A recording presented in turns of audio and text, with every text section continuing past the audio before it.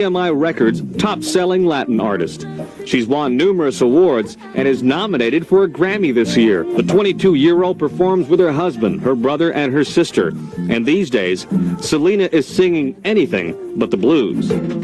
So you must be pretty excited about everything that's being done here, huh? Yeah, it's taking shape. This is just one big paint and body shop, and they sealed up these huge doors. Right here, they're going to make a recording studio, so we don't have to go out of town to record. We'll have a digital studio. It's a family operation, run by Selena, her brother, sister, and her parents. Her father makes the major decisions. Aunts and uncles even help out. It's great. I think a lot of people, have this tendency to think that families can't work together, and I'm a firm believer that Hispanic families are real tight. They seem to stick together, believe in real family unity. And you can see by our family, we work together really well.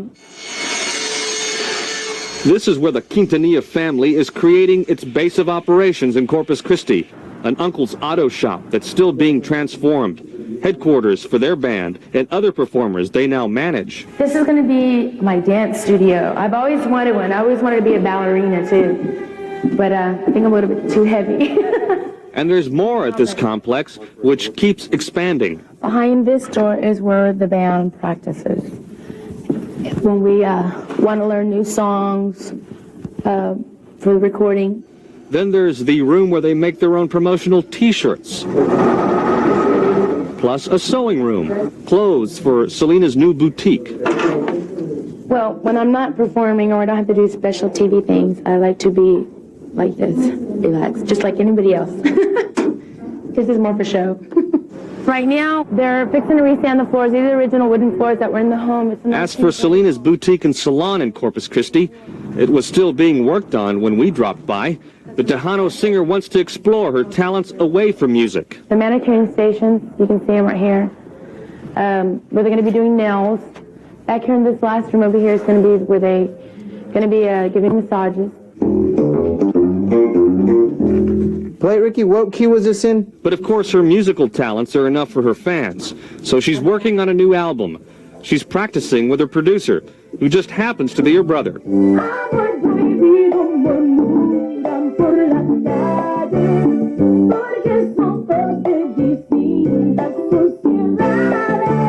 The song is called Amor Prohibido, Prohibited Love. Selena's brother, A.B. Quintanilla, wrote it.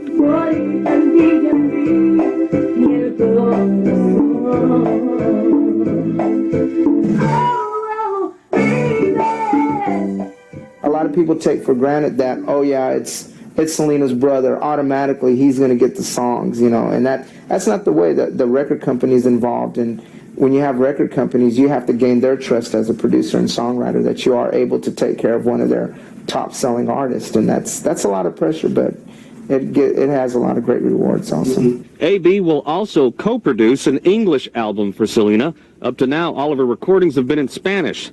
Selena's sister and drummer, Suzette. We stand with SPK Records, and it's in all English. It's a branch of EMI, and it's Wilson Phillips is on this label, John Segada, artists such as that. And we're looking forward to the crossover. We're not going to leave Tejano music, don't panic. They thank their father, Abraham, for their success. He was the leader of the original Dino's band in the 50s. In the early 80s, he poured all his money into a restaurant in Lake Jackson. A 6-year-old Selena would sing for customers. But a bad economy caused the restaurant to fail, and the family had nothing. Nothing except raw talent. Here's home video of Selena at 10 years of age.